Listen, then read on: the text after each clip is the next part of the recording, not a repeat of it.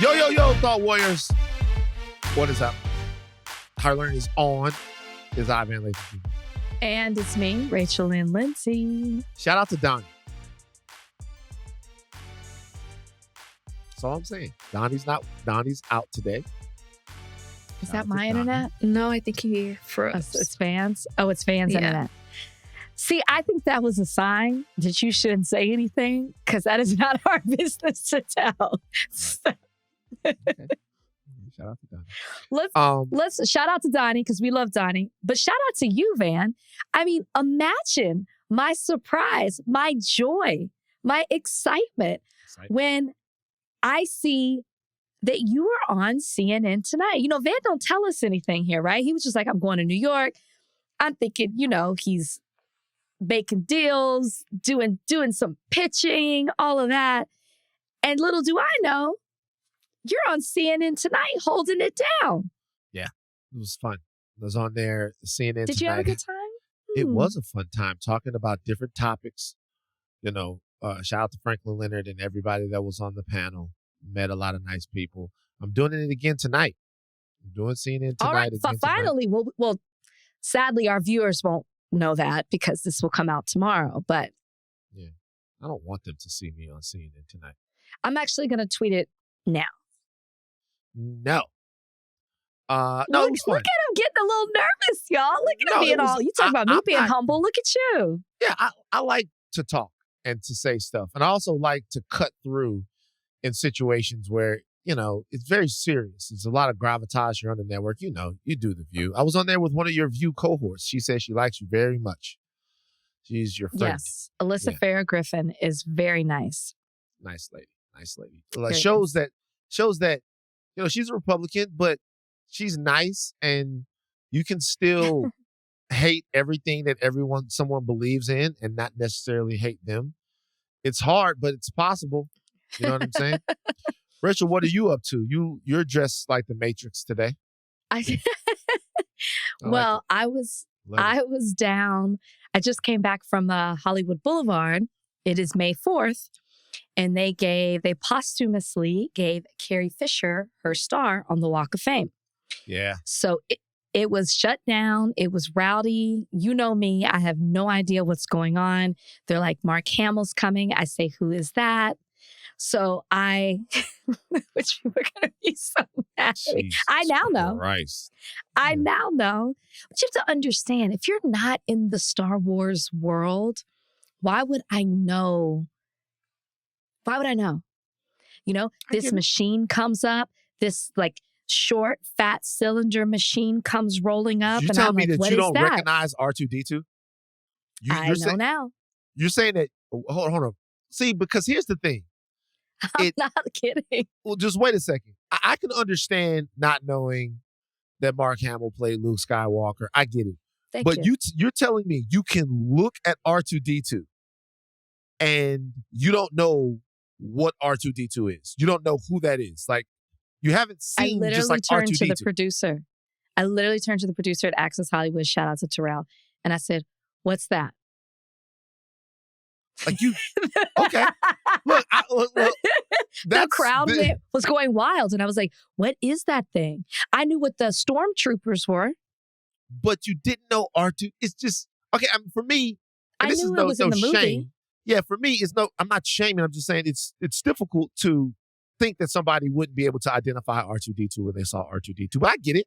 People lived under rocks and they never watched television. And the judge had them watching The Walls of Jericho and TBN. I bet you know Joshua who fought the Battle of Jericho. Jericho. See? Jericho. See? You know that song. And the walls came tumbling down. Listen. Wait, there was also this gold walking thing. C-3PO. Thank you. Oh, that is definitely a name I've never heard of before. When you say R2-D2, I'm like, yes, that sounds familiar. C-3PO and R2-D2 are in a domestic partnership. They're a couple? Yeah, they're a couple. Oh my gosh. Yeah, so they're both. Star Wars was way ahead of the game in terms of droid on droid, male on male relationships. They're in a relationship, C-3PO and R2-D2. They have a small like small family unit right outside of Tatooine where they live and work together. 2 droids. Wait, are you joking? Yes, it's fucking not true. they're right. They're companions. They're like R2D2 they really and are companions. C-3PO. Okay, Yeah, okay. they are. They're companions. Like that's his boy. Shit, they might be fucking. I don't know, but you know. But that's awesome that she got that. May like the fourth be with you. Yes, her daughter was there. A fantastic Billy Lord. Fantastic portrayal of Princess Leia. A very important character in Star Wars and film history. Princess Leia is awesome. You know, no, she's not. I always feel guilty. Distress. Why? About being there. I'm like, I'm not worthy. You know, somebody else who actually understands and appreciates. I feel bad, but I was there. So you asked me why I'm dressed like this. I guess it's close. I don't know why I'm dressed like Trinity from The Matrix, but I am. And I'm actually, and I'm wearing leather boots. Leather boots. That would be so funny if you were in The Matrix. I could see you in The Matrix. I need one of our artistically inclined thought warriors to draw you in The Matrix. I could see you just like not in any way being nurturing to Neo. You know? Neo. Art imitating life. Neo comes aboard to Nebuchadnezzar and he fails the first time and you look at Morpheus. That thing's called the Nebuchadnezzar? Yes, that's the fucking name of the ship. I've seen The Matrix, but it's just been such a long time. The ship is called the Nebuchadnezzar. All right, that's the fucking name of the ship. C-3PO, Luke Skywalker, motherfucking R2D2. These are the names. I'm about to lose it.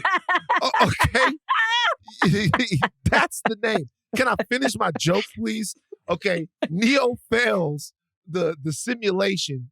And you look over at Morpheus, it's like, hey, we got to leave this nigga.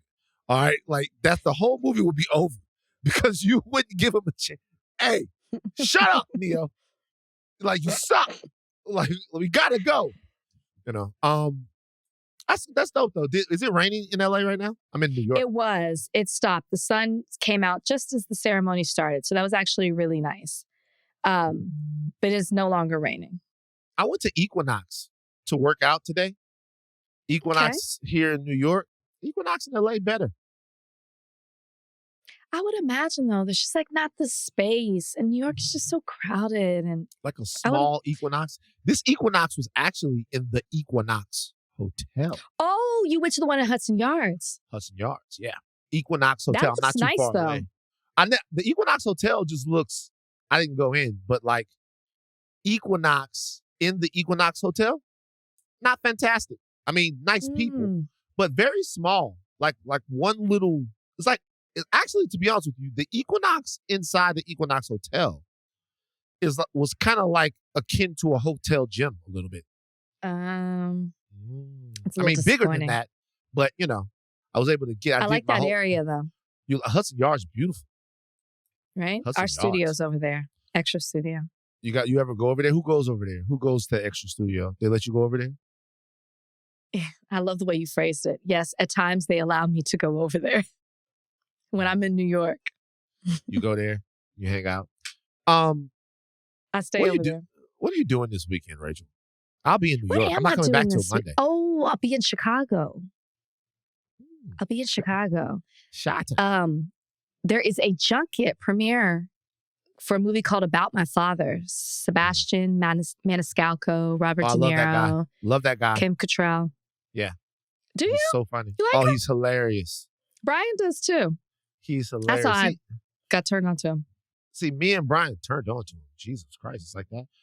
Me and Brian will go see him together and not bring you. I mean, I've already seen the movie, so go for it. VB Summer. That's what it's going to be. What Van is that? and Brian Summer. Van and Brian Summer. I'm rooting for it. I like it. Do it.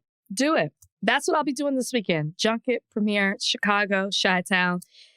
Y'all hit me up. Give me some places to go. I'm going to have a lot of downtime. I would say that it would be a BV summer, but BV is like, you can't really, that's like a thing you don't want to, that's a whole other connotation and you don't want it Correct. to be. You had it right the first time. Because it's like if you say BV summer, there's a lot of people out there that are going to have a BV summer and it's not going to be great for them. But there's some BV summers coming specifically in LA, but it's VB summer because it's Van and Brian. We're going to do all kinds of stuff. Let's move on. We're going to do Hollywood Carnival. We're going to do basketball. We're going to do different things that fit people do. We're going to do pull-ups together, and you're not invited to any of it. Just Am I invited on? We're going on vacation? We're going on vacation. The four of us are going on vacation. Me, you, Brian, Kalika. Here's the thing. It might just be me and Brian. That's fine. Me and Kalika have traveled without y'all before. Yeah. Me and him but see, the difference is the way me and him would do it. We would act like you guys were coming, and then we would actually have booked everything for like a day earlier. And so by the time you guys get to the airport and realize that there's no tickets and nothing's booked for y'all, me and him will already be in Bora Bora, riding on the back of dolphins. Telling people where we're going. Oh. What difference does it make that they know? You're I so don't know. secretive. You know how I get about that stuff. You know how I get You think somebody's going to follow Sam us to Lindsay Bora and me. Bora? It's the Sam Lindsay and me. I do not like to do that. But you know how I know that would never happen? Because you and Brian are not capable of planning a vacation like that by yourselves. You're just not. So disrespectful. You would need the help of me and Kalika. You would.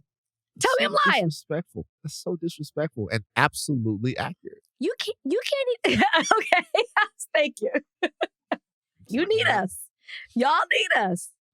Yeah, we went to Greece and I would wake up and I would be like, oh, what's going on like for today? And she'd be like, nothing. Just get up to the top and get in the car. Whatever happens, happens. Don't wear that even. Let me tell you what to wear. It's just the whole thing. You know, it's the whole thing. Can't wait. It's going to be fun. It's going to be fun. A lot of stuff to get to on the other side of this break. Big deal of the day. Gridlock in Hollywood. Writer's strike. Crippling the town. Okay, Rachel. The Writers Guild of America, which represents 11,500 writers, is on strike officially. The night of May 1st, the writers were unable to negotiate a deal with the studios, and they are now officially on strike. There are probably a lot of people out there that are wondering what this means. This means that most productions that would have been coming up are effectively shut down because it's very hard, productions of scripted things. A lot of scripted stuff and anything that has a writer, right? So you're talking about... That is unionized. You're talking about shows like Jimmy Fallon, Jimmy Kimmel, Stephen Colbert already shut down. Saturday Night Live this week was supposed to be hosted by Pete Davidson. Shut down, not happening. All those shows rely on talent from the WGA, and those guys aren't working. They are shutting down. Also, a lot of people would be shutting down and not moving forward on productions in solidarity with the WGA. Really? Sure. I mean, a lot of those hosts... So people will actually shut down productions, full productions, in solidarity, even though they're not... I mean, some of those shows could theoretically move on without writers. Like, for example, it's my understanding that during the first writer strike, that Jon Stewart wrote all of the stuff himself and then continued to do the Daily Show. Or a couple of people did that. We have to make sure that that's real. So theoretically, like, I guess The View has writers, and other places like that, they have writers. So you could go and do those shows without the writers. And if a guy like Colbert probably wanted to do his show without a writer, he could probably, it's probably a little bit harder for him, but it's an interview show and he could probably get that stuff. But some of that is in solidarity with the writers. And remember now, there are other people that are doing stuff like stars that won't go to interviews, that won't promote shows, that won't do all of that stuff. Oh, and that Drew Barrymore just pulled out of hosting the MTV Awards. In solidarity with the writers. I misheard you. I thought that you were saying that just shows that aren't affected were just shutting down as a whole. And I was like, really? But I get what you're saying. Okay. Yeah. Niggas not gonna do that. The shows that That's why I was like, really? Nah. I was like, what? Nah. Those are the shows that like they're like you guys are about to get so many different reality shows that it's gonna be because the reality shows are unscripted. You get so many reality shows right now. They're going to try to float those while this strike is going on. This is going to affect everything in Los Angeles. People have to remember about Los Angeles. I said this on the Brilliant Idiots podcast, is that the lifeblood of this town, the industry of the town is entertainment. So it's essentially like GM shutting its factories down, like wholesale sit-ins or strikes at those factories in the 50s or the 60s when it was the manufacturing hub of the entire world. And so you're going to feel that everywhere. Maybe not right away, but everybody from the tops of the heads of the studios, which will be probably the people that will be less affected, all the way down to the valets at some of the craziest restaurants will be affected by an economic slowdown because of this writer strike. Now, if you're wondering what this is about, it's about a couple of things. Number one, it's about residuals. Residuals have changed because television has changed. There was one standard of paying a residual. A residual is a check that you get from a show that you've written after the show has aired, after you've gotten paid for writing. So you get paid every time it comes on, right? Those residuals were calculated a certain way during the era of network television, and they're different now with streaming. Writers want a higher percentage of residuals. They want residuals to be closer to what they used to be. They also want to see the analytics of the streamers, which, Rachel, is a big deal because those streamers, that information is proprietary. They know better than anyone else exactly how many people are watching this stuff, where they're watching it, how they're watching it. And they don't want to have to share that because it influences their market share and all kinds of stuff like that. No, absolutely.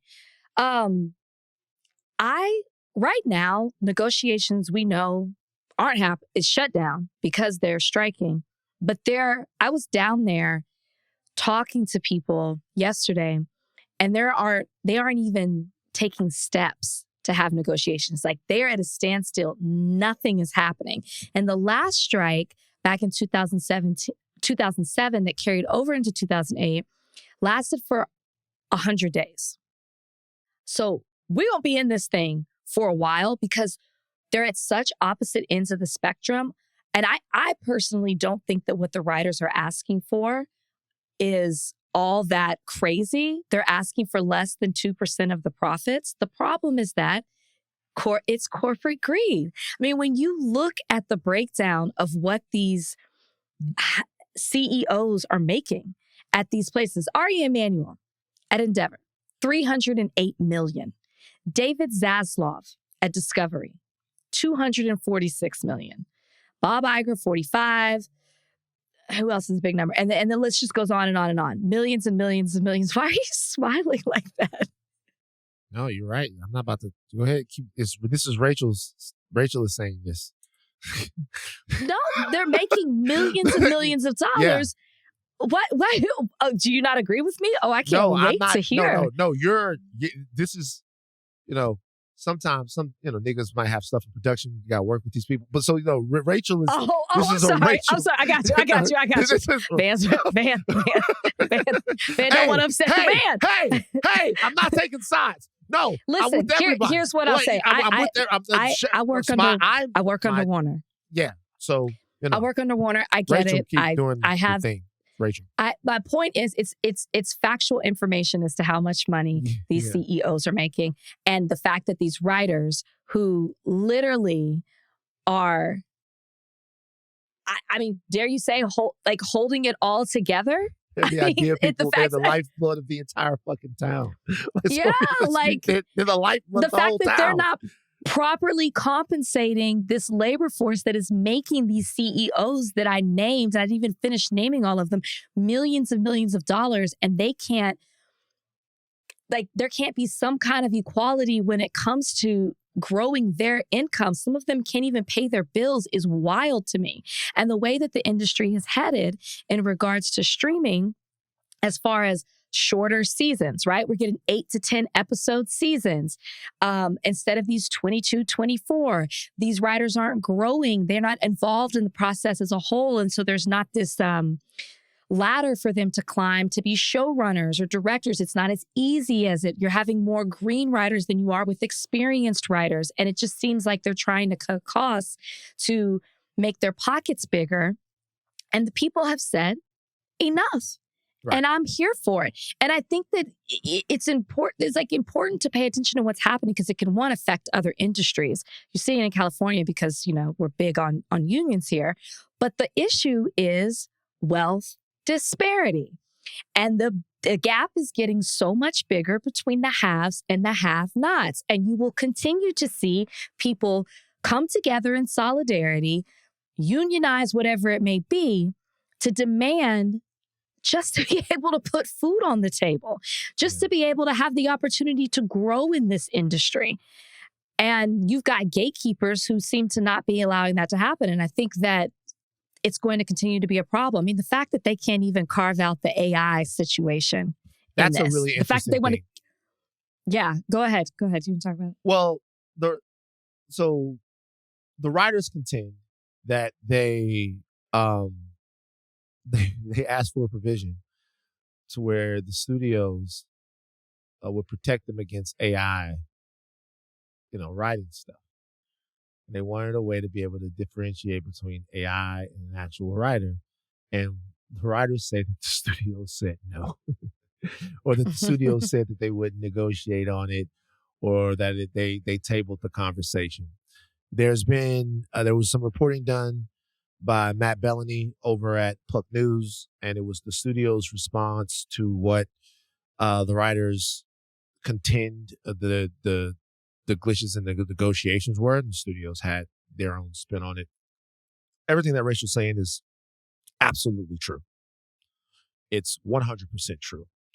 But there's something else that's going on here. It's a changing world in terms of the way we consume content. Mm-hmm. And we're not consuming content on these shows that are giving you 22, 23 episodes a year with these gigantic writers' rooms. It's an interesting thing to where a guy like Taylor Sheridan, who's the writer of Yellowstone, essentially controls a whole streaming platform. You would think that the writers would be more empowered, but here's the rub that happens. If you're a Taylor Sheridan, or if you're anyone in that situation, and I'm not saying that he's so hands-on with all the shows that he's doing, and you have a show and the show is coming from your POV.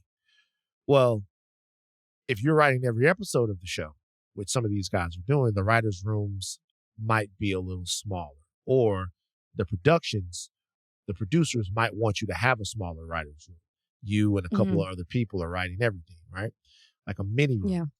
Well, that takes away from the writer's perspective, that takes away from not only the opportunity that they have to make a living being in a writer's room, but also valuable experience and forward motion in the career that somebody would get from being in a room. So the mini rooms and the smaller writers' rooms that happen on some of these streaming shows is another point of contention. What some of this is the inability of people to make sense of the landscape of television and entertainment now in an equitable way. It's not that money has stopped being made. It's that it's being made differently. And that's very important. It's not like people were making money hand over fist during the network era and it is stopped because of streaming. No, it's being made differently. Subscriptions, star-driven vehicles, writer-driven vehicles, and there are a lot of people that are on the outside of the elite of the town that aren't seeing as much money as they used to. Like Rachel was talking about, we're talking about the working writer, not the Lindelhoffs, not the Sheridans, Shonda Rhimes. Not the Shonda Rhimes. We're talking about the working writer. And so we're going to see how long this lasts. The last time this happened, this killed heroes. And I never, ever You haven't forgot. recovered.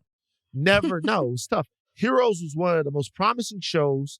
It was like an X-Men ripoff, but it was good. Writer strike came, Heroes we lost. Crazy shit was happening after the writer strike just gone. Show terrible. So it's an important It's deal. really important. It's a very important deal, and it's important, for us in terms of the way we view unions and the way we view worker solidarity with workers and with people who are, asking for more, just like you said, Rachel. I was joking around. Obviously I have projects everywhere, but everything you were saying is correct. Really, you are. You're right. No. I mean, listen, I work with them as well. Maybe not not in the same way you do, but I do too. So I get it. But if you think that it doesn't affect you because you don't live in LA or you're not in Hollywood, it does, because we all consume this in so many different ways. So, and even the projects that are out, that are coming out, they're dropping this week, next month. Will the actors promote these projects in the midst of a writer's strike? Some are saying no. Oh, I can tell you right now, we got shoots canceling left and right here because I thought, because we're not a unionized show, so it doesn't affect us in regards to writing, but it does as far as what we can cover, because people are pulling out in solidarity with those that are affected by this. So. Pulling out in solidarity. Maybe we'll go to Bora Bora earlier. Maybe we will. So look. Pulling out in solidarity. Shut up, Van. Pulling out in solidarity. You're just like, my brother did this, I'm going to do it too. Just pull on out. Kids go everywhere. So we don't know how long this is going to last. Shout out to Adam, my writing partner, who sent me one of the most pathetic pictures I've ever seen, which was him in the rain today. Outside Universal. Outside. Or Paramount. It was outside Paramount in the rain today. What I didn't know is that the Guild, they schedule you a time where you have to go picket. Like, they tell you that this is the time. I thought about that today. Yeah. This is the time where you have to go out there and picket. So you have to go picket during a certain window that they tell you have to go out there. I'm going to go when I come back to LA. They are structured. I'm going to go.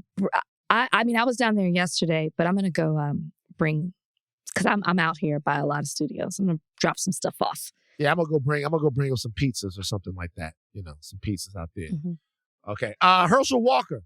So your writing partner is in the rain and you sitting chilling on I'm not in the Guild. CNN tonight. I'm not in the Guild. I'm not in the writers' guild.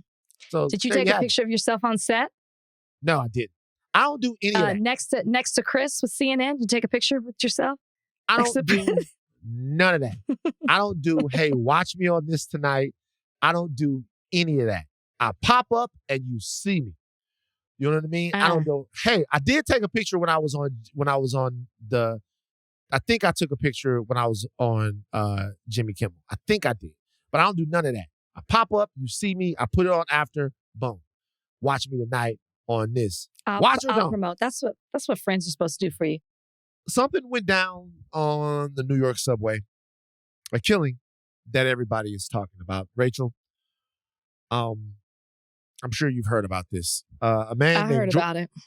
A man named Jordan Neely, who regularly danced at the Times Square Station Hub, New York subway. Michael Jackson impersonator is what he did. 30 years old, according to reports, was having a mental health crisis, screaming things like he doesn't mind going back to jail, he is going to die, he has no reason to live, he was having a break. A 24-year-old former Marine who has not been described yet in a lot of the major reports, apparently felt threatened about his safety and the other riders of the train, grabbed Jordan Neely, choked him, and he died. New York Mayor Eric Adams was on CNN last night urging everyone to refrain from discussing the case in detail media people until more information has come out. AOC spoke on the matter, said that it was murder. The New York comptroller spoke on the matter, saying that vigilantism has no place in the city. There's a racial component here. Jordan Neely was white. His restrainer that choked him to death was, Jordan Neely was black. His restrainer that choked him to death was white. Rachel, have you seen the story? What are your thoughts on it? I've seen the story, not video. Wasn't even trying to seek it out. I find it interesting, and I don't know if you heard it. You mentioned that Eric Adams, the mayor, said for the media to refrain from talking about it. And I'm wondering why? Why would we not talk about what appears to be an extreme injustice and murder that happened in a very public way? Did he explain why he doesn't want us to talk about it? Because not talking about it protects who? I think what he was saying was that he was urging people not to call it murder or not to attribute anything to it until there was more information. That he was urging everyone that might have an opinion or might be involved to wait until that information had a chance to see the light of day before any decisions about what they think happened, were made or come to. I don't agree with that. And I don't agree with that because, one, this happened in a very public way. And this 24-year-old former U.S. Marine took matters into his own hand, which we've talked about before, about what's being created in this society, and that people being vigilantes is going to be more commonplace as the law protects them and they're given certain rights that almost empower them to be this way. So not talking about it, I think, is an injustice, and it only protects one person.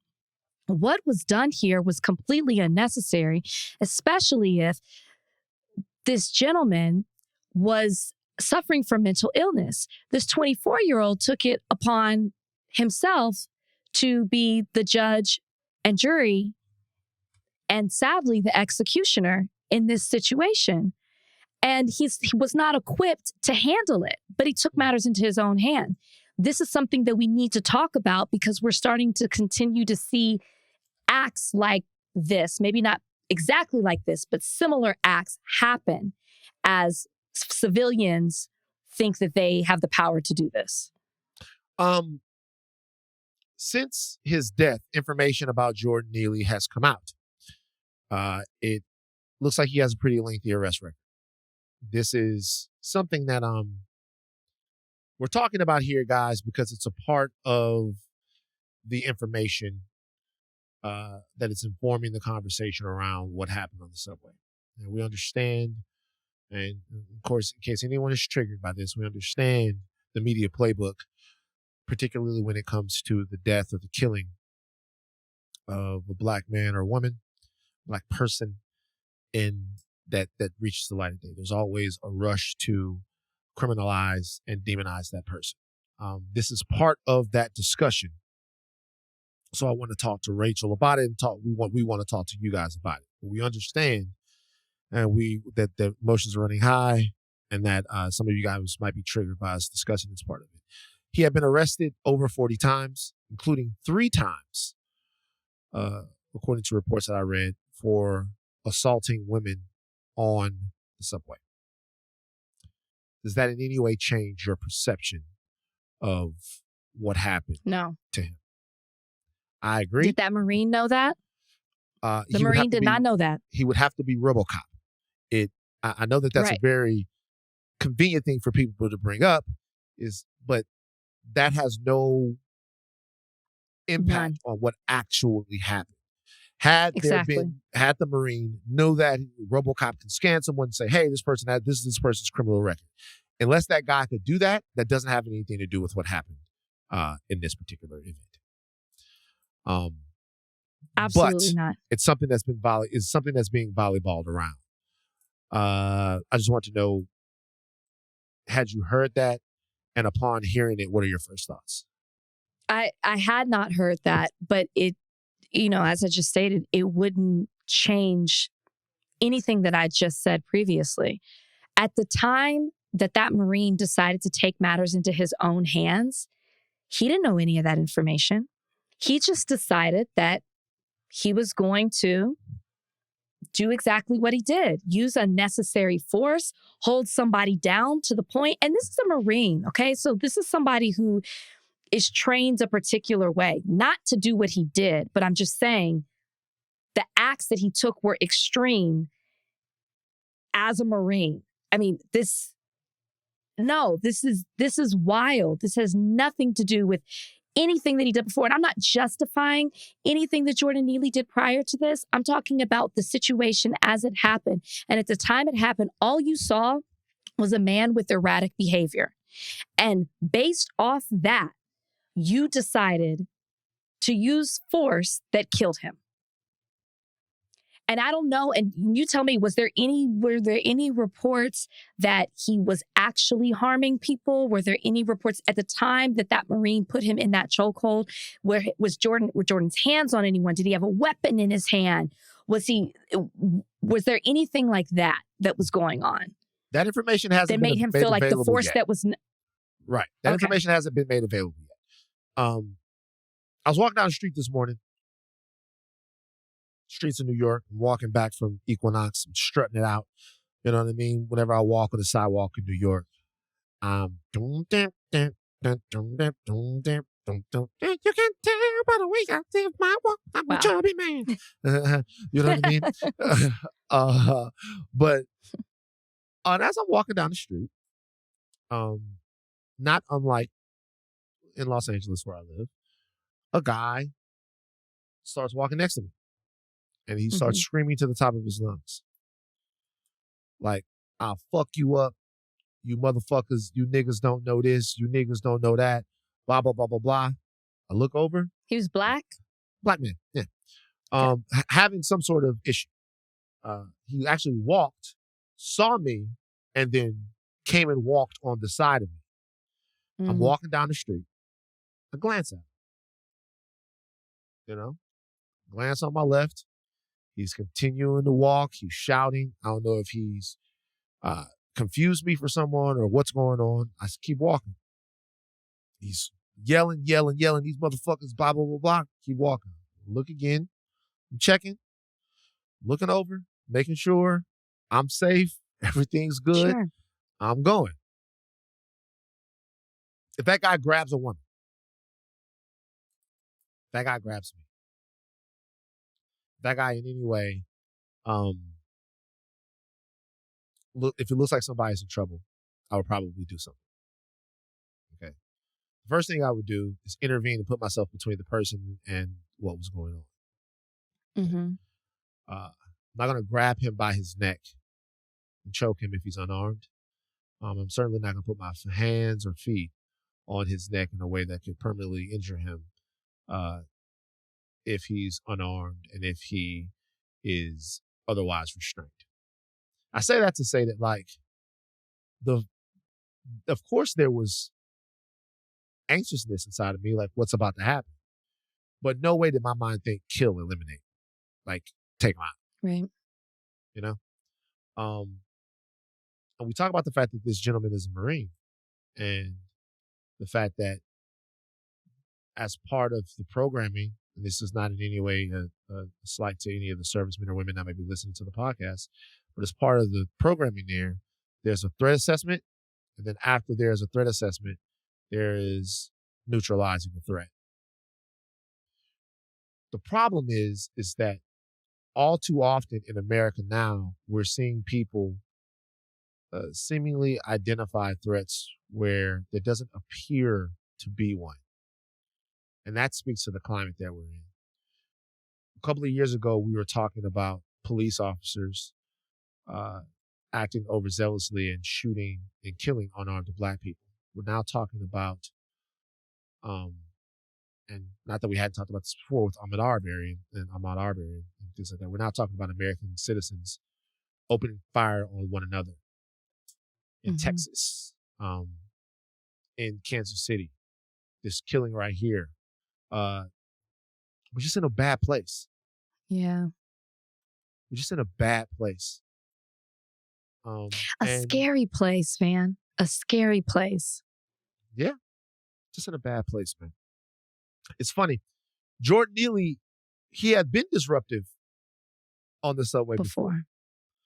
And when I say he's been disruptive on the subway before, I think dancing like Michael Jackson on the subway in a full Michael Jackson regalia and the whole thing with the music going, I think that's pretty disruptive.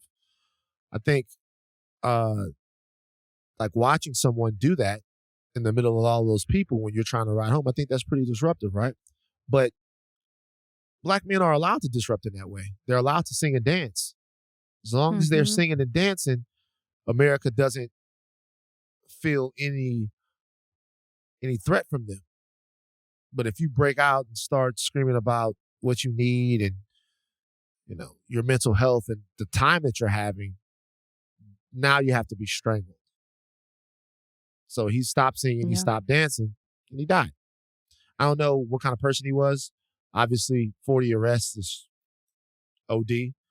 And the 3 for assaulting women, that's going to be a part of this story, so we talked about it. But weird stuff going on everywhere. Eboni K. Williams. We talked about it. Eboni K. Williams talked to Iyanla. I know, we say it different. I say Iyanla. People say Iyanla. Iyanla. Iyanla. Love it. Iyanla Van Zandt. And she talked about the fact that, you know, she wouldn't date a bus driver, she dated. We talked about it. There's been doubling and tripling down since that happened. They got on Ebony's ass. Eboni K. Williams, friend of the show here. I've had Ebony on. I've been on Ebony's show. Wherever Ebony's been, I've been on. Me and Ebony did an Instagram Live together. Love Eboni K. Williams. Don't love what you guys are about to listen to. After the criticism came from the conversation with her and Iyanla, she went on her show and she gave this album.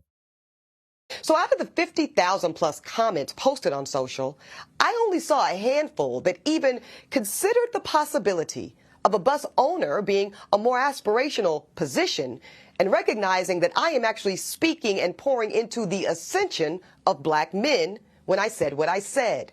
But see, no, some of y'all were too busy naming and shaming me personally and Black women in general as undesirable, gold diggers, and much worse. Now, I suspect that some of y'all are the same men that were bringing home C's and D's on your report cards, only to then be coddled by parents that said, well, that's okay, as long as you're doing your best. Well, listen, I love and believe in the excellence of Black men. So no, my dear, C's and D's or any other form of mediocrity is not okay. No, I will not create a soft place for you or anybody that I love to fall comfortably into the bigotry of low expectations. So I'm going to say one more time, there's absolutely nothing wrong with driving a bus. My mother Gloria drove one for years. But could it be that Black America has been sold a narrative of average, regular, and typical being good enough for us? Well, see, that's called white supremacy. And in this case, it takes the form of conditioning Black Americans to happily accept being a permanent American underclass. But see, because I know the truth about Black folk in America, no, average is not and will never be good enough for me. And the gag is, I don't think it's good enough for you either. Van, your thoughts? So, Ebony then went on The Breakfast Club. She went on The Breakfast Club earlier today. I'm not going to play any clips from that, but it was a train wreck. Okay, I listened to the majority of it, by the way. It was a train wreck. If you're talking about train wreck as in it's all over the place, I will agree. It was a train wreck for many reasons. One reason is because there was filibustering of points. There was obfuscation of every kind. There was goalpost moving. Here's the reality.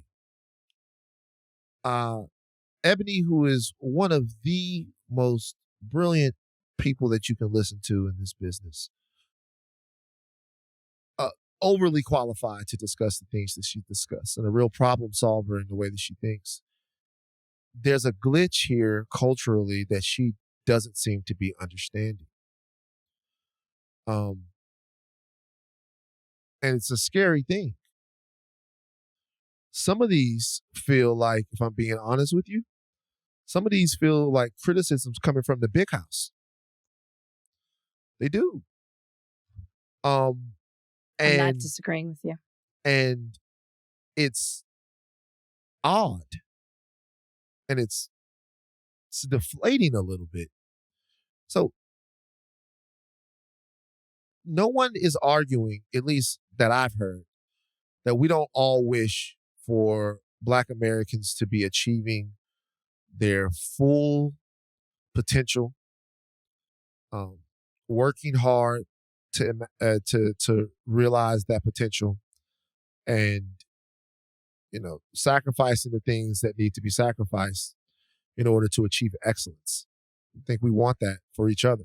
Anyone who cares about the forward mobility of us as a culture, a community, and a people will care about that. The question is, who decides what that is? Like, what are the prerequisites for that, right? Like, if you are a person who is achieving happiness and is achieving a sense of worth, being a part of a community, achieving for yourself, providing for the people around you, who's to say what part your job plays into that? And who decides, like,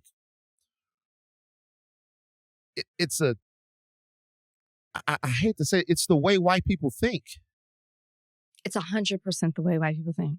It's interesting to hear it come from inside of our culture, because it doesn't come to terms with so many of the systemic and historical hurdles that Black people have had to jump.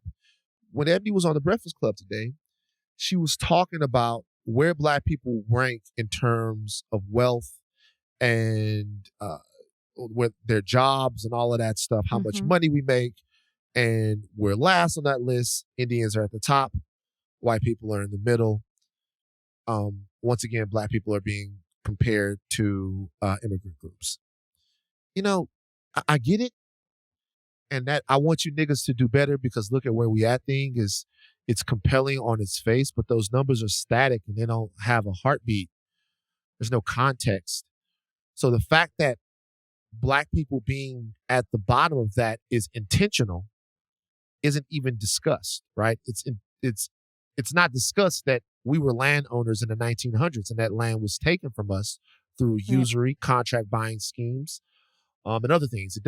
We're not discussing the fact when we talk about ownership that we tried to own homes in places where those homes would have appreciated value to a degree that might have adjusted those wealth numbers, but we were redlined out of those places, right?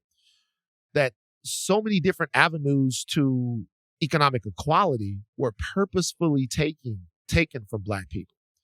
So all of that was taken from us intentionally by white supremacy, systemic racism, economic usury and terrorism, and any other means of political or social engineering that America has inflicted on Black people.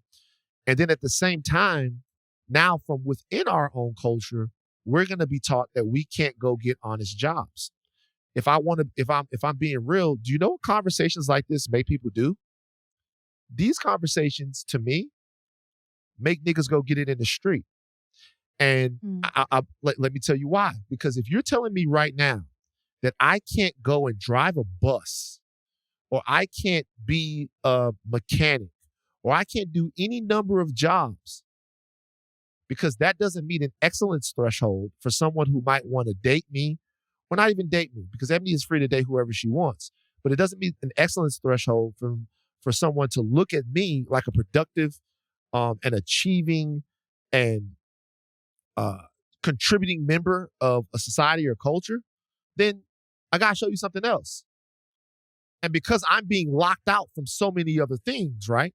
Because my access to colleges aren't the same, because my access to education aren't the same, because my access to so many things aren't the same. But you know what I do have access to? Quick, fast ways to make money. I can show you a house that I'm renting, or a car that I'm renting, or some dope that I got on consignment.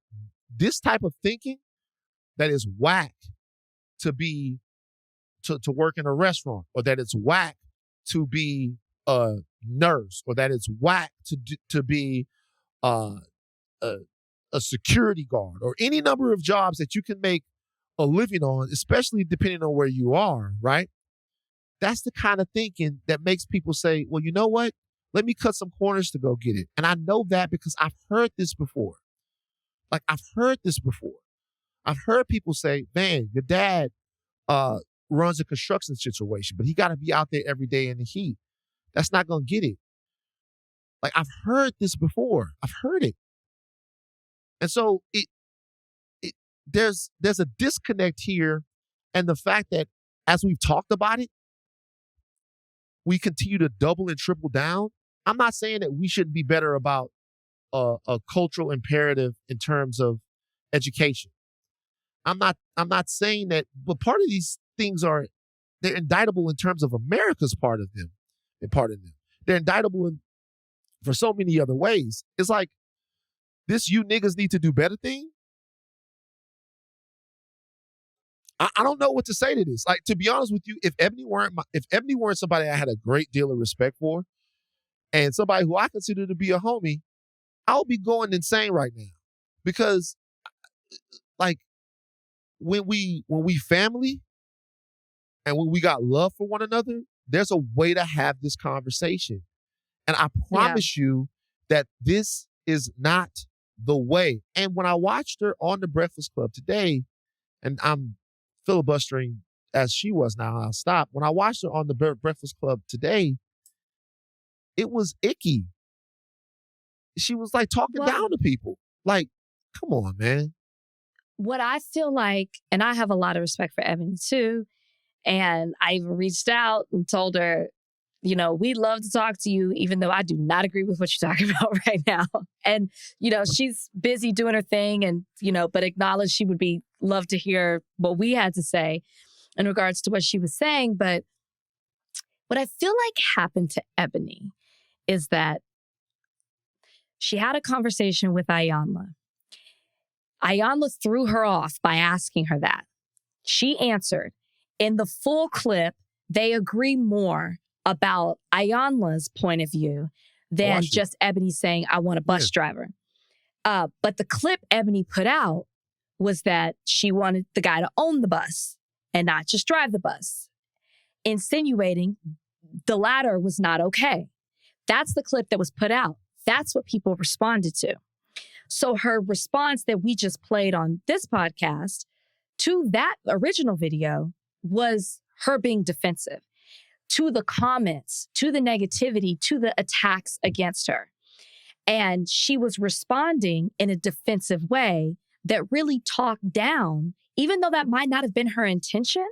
It ended up with her talking down to people who have are in the working class and that they're mediocre is pretty much what she was saying, which is where that starts and that we need to do better. But and under the guise of, and I just want better for you. That's where it started to sound like it was coming from the big house, because who else talks like that when it's like, oh, they need to do better. They need to pull themselves up. They need to stop making excuses. That's the kind of stuff it was starting to sound like. Then on The Breakfast Club, she was defending that statement. And I feel like as I listened to her on The Breakfast Club, I was like, she's lost her way in this argument. Too much has happened where she's so on the defense that she's defending something and then defending the next thing, where she has lost her way in what the whole original point was.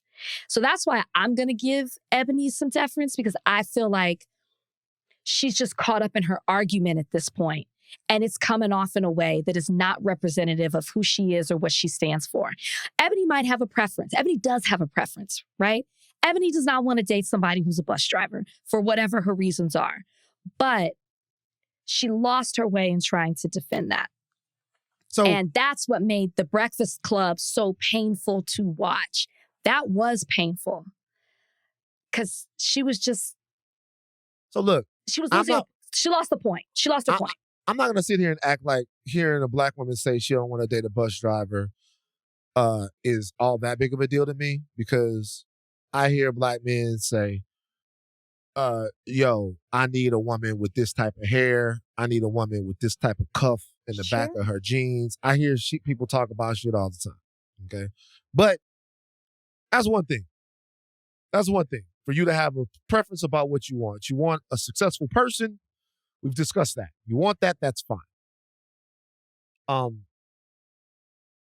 She made all kinds of assumptions about what somebody who drives a bus is and who they are. Yes. Right. Yes. She made all kinds of assumptions. So number one, now we're talking about what's mediocre and what's not mediocre. Let me tell you what culture really is, that we can move off this. Sometimes people in the comments or in DMs, they talk to me about things that I've said. Mm-hmm. And sometimes, not all the time, but sometimes I will respond and engage those people into discussion. Do you know why? Why? Because to me, part of a functioning culture and part of being a true member of a culture or society or a group or family is the ability to have somebody say to you, yo, you wow. That's why the biggest moment of failure that I've had on this podcast is when you had a problem with something that I said, and then you came to me and talked to me in an ass-kicking way, but in a way that was that was who you are, and I responded immaturely. That's something that's a standard I have to. That was a learning moment for me. That's me having to understand that sometimes you are going to get it wrong. It's going to come off wrong. Your plan is going to go too far. Who you are is going to go too far. And there have to be people that you trust to pull on your coat and be like, let me tell you why that's maybe not the way to go. And I'm not saying that there are not people who agree with Eboni. I'm not saying that there are not people who agree. I say even those people probably don't understand the situation that, I wouldn't even say that. Maybe they do and they have a different. What I'm saying is right now, man, like this ain't the way.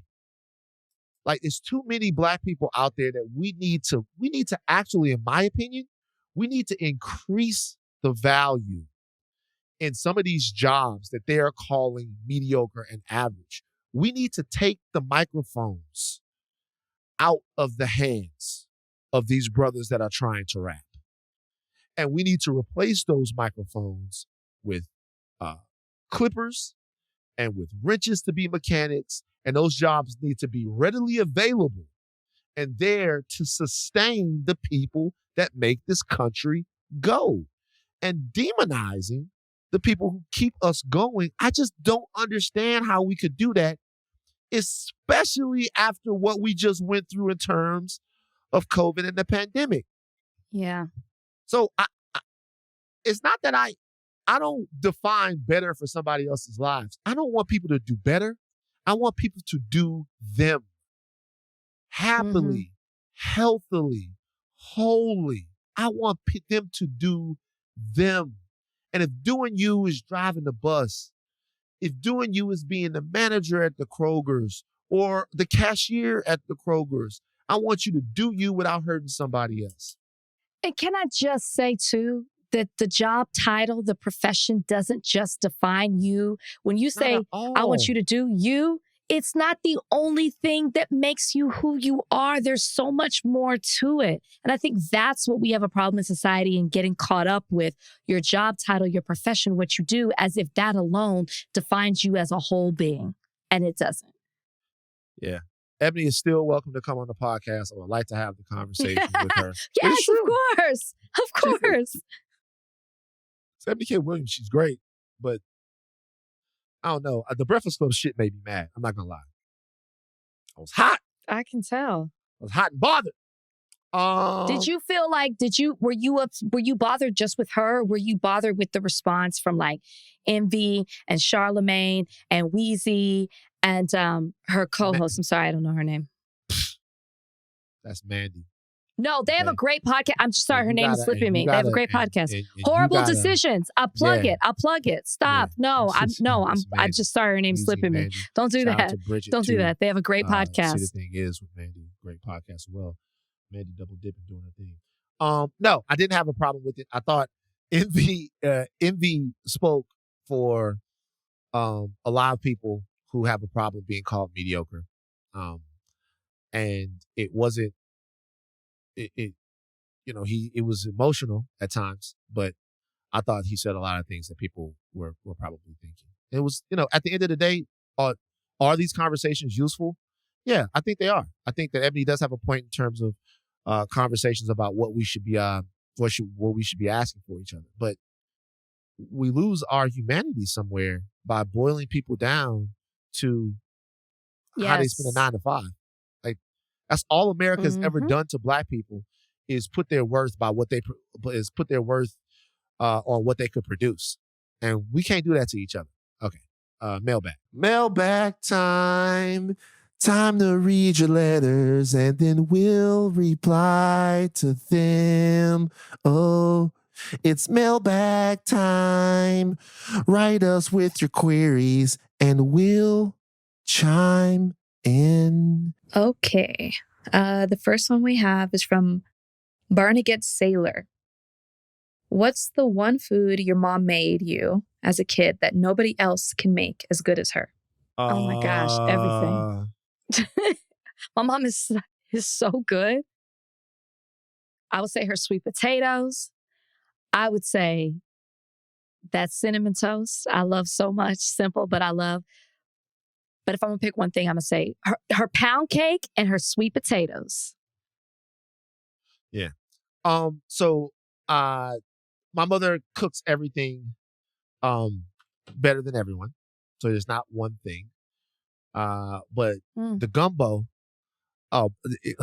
Rachel, let me tell you right now, I love Pretty Hair to death. I'll tell you right now, if you want to have a cook-off, if you want to have a mama cook-off, we can have a cook-off. We can have a mama cook-off. It's gonna be embarrassing. No, the okay, gumbo. Right. We don't. It doesn't matter. We're not gonna touch the gumbo. We can take the gumbo out. That goes. We can take the gumbo out. Okay. When I tell we can have a cook-off. Oh, Rachel, okay. Pretty Hair can throw down. It's going to be embarrassing, Rachel. Like you don't even like. You're right. Let me tell you something. I think it's going to be more equal than you think. Because see, you over here, I'm not down to Miss Crystal. I'm not saying she can't cook. Love Pretty Hair. Love her. But you don't know her in the kitchen. You don't know her in the kitchen. You know how I know? You know how I know? You're judging it by me. Because you don't like food. Me. You're judging it by me. I know what you're doing. I know what you're doing. I'm judging it by what other people say. I know how I am. One day. One day. Just to get an excuse to eat. But pick the one thing. Pick the one thing. You said gumbo? You said gumbo. It's hard. But the gumbo is going to be the thing that she does that like nobody else does nearly as good as what she does. All right. Princess Tiff 84 asks, what habit are you proud of breaking? And what habit are you proud of starting? Ooh. Okay. What I'm proud of starting is my morning routine, which is room temperature water, hot water with a lemon, probiotics, and coffee before I have anything else. And I am proud of starting that, every morning to help with my digestion as I burp on the podcast. Rachel. Habit I'm proud of starting. Habit I'm proud of starting is waking up, getting sunlight in my eyes before 9 o'clock. I got that from Andrew Huberman. Before 9? Yeah, like before 9 o'clock. Like that's, you get up and like you get sunlight in your eyes, like the morning sun. I know. I just thought you were such an early riser that I'm shocked that you're like before 9. You be up at like 5:30 in the morning. I'd be up at 5:30, but then I would be like all over the place, you know, but like actually waking up and making it a point. But I'm not just talking about, I'm talking about getting the sunlight in the eyes, like looking at the sun to start circadian rhythm is what I'm talking about. Yeah. All right, last one. Okay. Bird Noah asks, if you can have an AI assistant who could read your thoughts to know exactly what you'd want, would you enable that feature? Nigga. What? Hell no. That's a fucking hell no. I don't want nothing to do with it. Do you think people would like you more or hate you more, Van? Probably hate me more. But I don't want nothing to do with AI. The only AI I want to have anything to do with play for Philly. That's it. I don't want, like, you know what I mean? It's like, that's nothing. That's nothing. No, hell no. No to AI. Hell no. No. We got it. All right. Take thinking caps off, but do not stop learning. I am Van Lathan Jr. We'll be back next week. I am Rachel Lindsay. Bye, guys.